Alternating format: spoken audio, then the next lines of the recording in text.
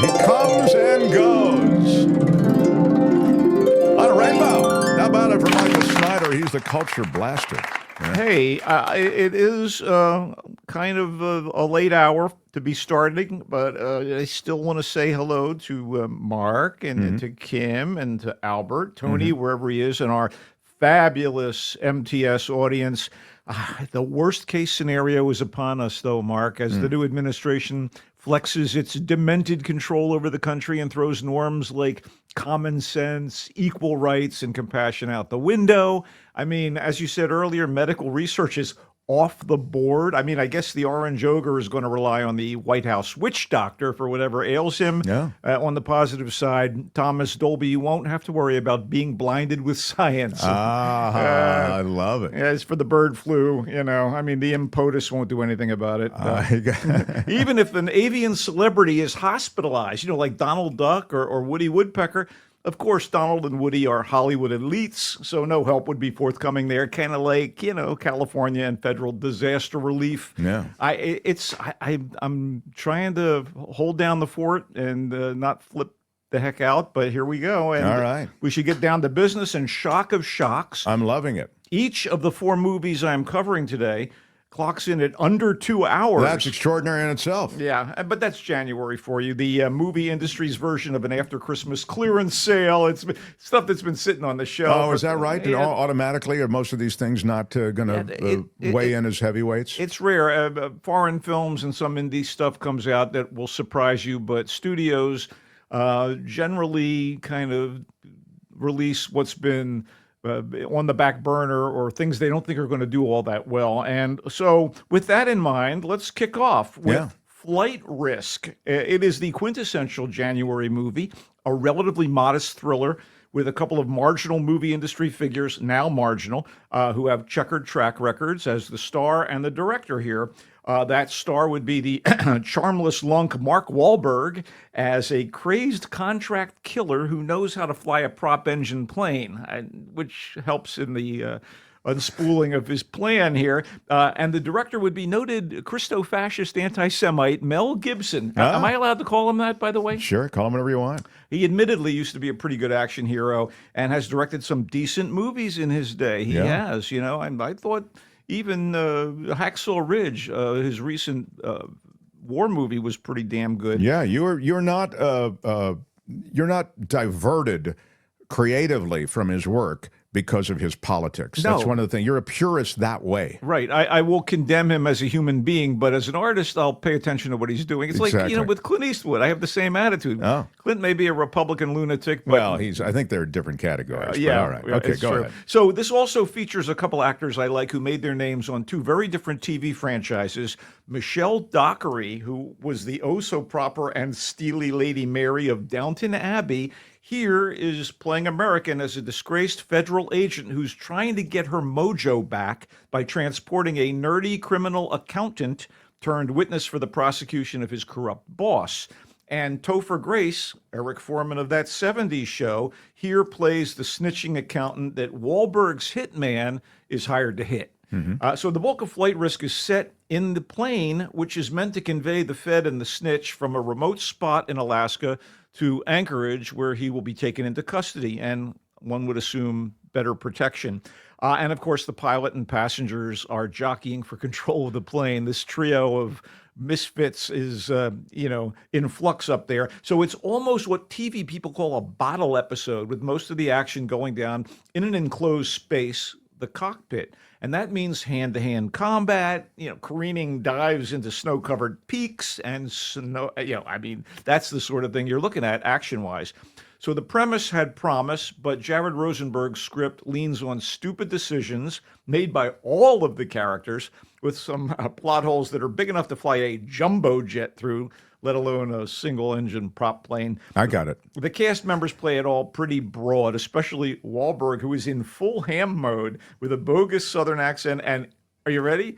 Mad villain cackling. He does some mad villain cackling. So with all the cockpit close-ups, it's a bit much, Gibson's uneven direction doesn't help, although the fights are pretty intense. He handles that well. By the way, Wahlberg's killer, character is supposed to be bald, but the actor's clumsily shaved head has like 5 o'clock shadow, and it shows that the movie's budget didn't include enough to hire, top-notch makeup people who know about beard cover, or in this case, Wahlberg's scalp beard. On the positive side, the bumpy rides and in-transit punch-ups seem ideal for showings in 4DX theaters, which, as you may recall from my experience a few months ago at a screening of Red One, those are like Disney e-ticket rides with rocking and rolling seats, timed and directed air and mist blasts, and who knows. That's what where you else. watched this? No, I didn't. I'm assuming that would make the experience. Oh, better, I see. More immersive. I would think so.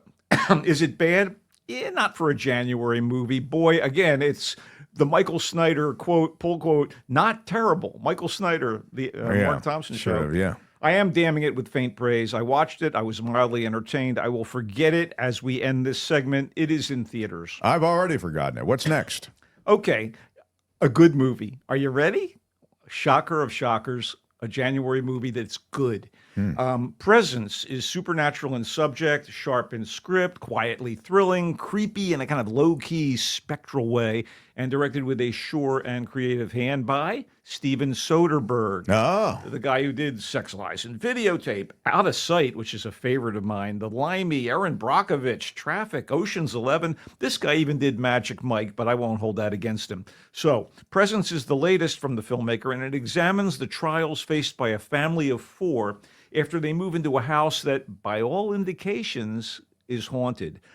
This works both as an exercise in subtle horror and, due to a storytelling technique that is employed, as an art house offering from Soderbergh. The movie is shot in a way that makes its execution even more effective, and I kind of don't want to say the how and the why, and I don't mean execution as in someone is executed. Then again, maybe I do. In any case, it's one of those elevated horror movies that it trades in dread. Lucy Liu and Chris Sullivan play the mother and the father of the family, who are not in the best place, so to speak. Lucas Papelius and Kalina Lang play the brother and sister who have a somewhat combative relationship, which is exacerbated by one of the brother's friends having sexual designs on the sister. And in addition to the renowned Soderbergh in the director's chair for Presence, and make no mistake, he is a presence, the script here was written by another Hollywood veteran, David Koepp, who is hit and miss in his output. I mean, he co-wrote the screenplays for Jurassic Park and Death Becomes Her and Mission Impossible. He wrote the first Tobey Maguire Spider-Man, Panic Room, Carlito's Way, but he also wrote a terrible Johnny Depp movie entitled Mordecai and co-wrote the crummy 2017 version of The Mummy with Tom Cruise. So this I don't know. You still, that's like he's 5 and 2 or something, right? Yeah, well, wait. He also wrote the last two Indiana Jones movies. The first one of the last... Yeah, they weren't horrible. No, the second one. But I'm telling you, he's not perfect. All right. This time he hits in very spare and tense fashion instead of missing, family tension plus ghostly spirits. Reacting to family tension equals a very successful excursion into paranormal paranoia. I really liked Presence. It's in theaters. It'll play well at home, with the lights down. But I thought it was good. How scary is it on the scary scale, 10 scale? 10 being you need to be hospitalized afterward. No, there's no gore involved. It's about a 6 or 7. Not gore. I'm just talking about scary. 6-ish. Okay, 6-ish. All right. Go ahead. Okay. That's Presence, the Steven Soderbergh film. A pair of committed actors, one being the respected Rhys Ifans and the other being relative newcomer Phoebe Dynevor of Bridgerton, and location shooting in Cairo, New Delhi, and Seoul gives some heft to Inheritance, which is an espionage thriller that is pretty much one long quest starting in New York City and rolling out to those aforementioned exotic ports of call. Dynevor plays Maya, a young woman who has just finished many months attending to her dying mother in a New York City apartment. The funeral happens, and lo and behold, out of nowhere, Dad shows up. He's been quite the absentee, and with no focus to her life, she takes up her estranged father's offer of well-paid work, assisting him in his high-end international real estate business starting in Cairo. So they're flying to Cairo. So it starts out as a father-daughter reconnection, but it turns sinister when Maya realizes that Dad, played by Ifans, was in the Spy Game and No. is still in it for what he suggests is one last mission. Yeah, we've heard that before. But as a result, Maya finds herself embroiled in a conflict between various parties vying for a highly valuable cache of classified information, which is sort of the MacGuffin of the movie. Director and co-screenwriter Neil Berger did The Illusionist and Limitless, and not to his credit, the Divergent franchise. He directed the first of the films and I think produced sequels. And he tries something somewhat experimental here, which might be considered gimmicky. The entire movie was shot on an iPhone. Oh. And to be honest, it looks pretty good in a gritty cinema verite way. And Until you get a call. Then when you get a call, it takes right, you out in of the the movie. middle of the most I exciting saw a text scene. from their sound No, editor. it's a Right. robocall. It's almost like he's asking for money. The entire movie is shot on an iPhone. So I mentioned the art house vibe of Presence, and the same is on tap here. And that's kind of couched in the cinematography via a handheld phone. I found it okay. Ultimately, I was a little underwhelmed, but I traveled along with Dinah Moore's Maya on her journey, and I don't regret taking the trip. Let's just say that Inheritance is in select theaters. It'll probably play well at home when it gets distributed that way as well. We'll wrap up the movie section of today's little blast with The Colors Within. I will just say in passing, it is a lovely and modest anime movie about high school kids. A girl named Tatsuko is in a high school that's sort of run by nuns in Japan, and she has this kind of strange ability to see the colors of other people. She looks at people and their auras kind of emanate out at her, and she becomes kind of fixated on a girl who has left the school. She's decided to move on and get a job at a bookstore, and she tracks the girl down, and it turns out that they both have music in common, and they decide to form a band with this guy who's also a patron at the bookstore. And it's about their growing together as friends, and they're developing music, and it doesn't sound like a big deal, but it was lovely. And they form this little band, and they practice at this church on a remote island. It's just beautifully animated and sensitively done. And, I thought it was a beautiful piece of animation, and maybe not to everyone's taste. And, there aren't explosions, and there aren't, robots, and there are, no talking animals, at least Is not it in here. English? I believe you can see it in English. There are versions of it, but I watched it in the original Japanese with English subtitles. It is available in limited theaters right now. Again, the title of it is The Colors Within. And I thought this particular bunch of colors is quite lovely. Very good. Well, is there anything else you want to mention, Culture Blaster? Quickly, Because, we don't have the time to go into any great depth, but Severance Season 2 is back with the gang getting back together at Lumen, a company that does something, but I don't know what. It's very much theater of the absurd in terms of what these people are employed doing. But the key, of course, is they separated their work lives from their personal lives to the point where the two don't ever interact. But they're not aware of it, are they? Or well, they become more aware of it? One of the hooks does. is that the main character has become increasingly aware of what's going on, and he's trying to kind of meld his two personas together, perhaps.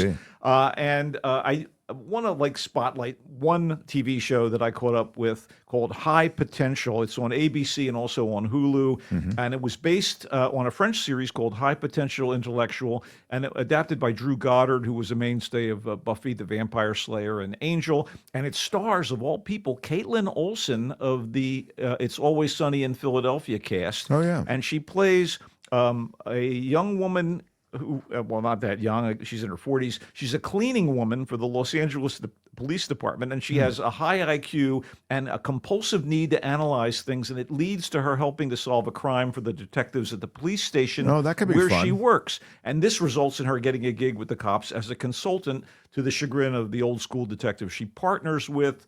She's prone to short skirts and tight tops and sexy boots, but she's also a caring mother of 3 whose first husband disappeared, and the second mate is still in her life as the father of her youngest kids. Just like the rest of us, Michael, we're all conflicts. We're all a mix of all things, aren't we? But this is very much like Monk or Poker Face. It's a crime of the week show. Yes, the show is funny, says shadow producer Calvin Wong. It's a crime of the week procedural, and with an idiosyncratic crime solver at the heart. You know what? I adore high potential, says Karen Combs. Like, considering her mental quirks and her somewhat slutty wardrobe, she's like hot Monk, this character. It's like if Monk was a hot MILF, Anyway. Chagrin is a ding word, I says have Tom. You liked enjoyed it. High Okay. Potential, and I'm going to continue watching it. And it was just renewed for a second season. Wow, I've got to And check it out. That's all we have time for. Well, Tom also says exacerbated is a ding word, which is true.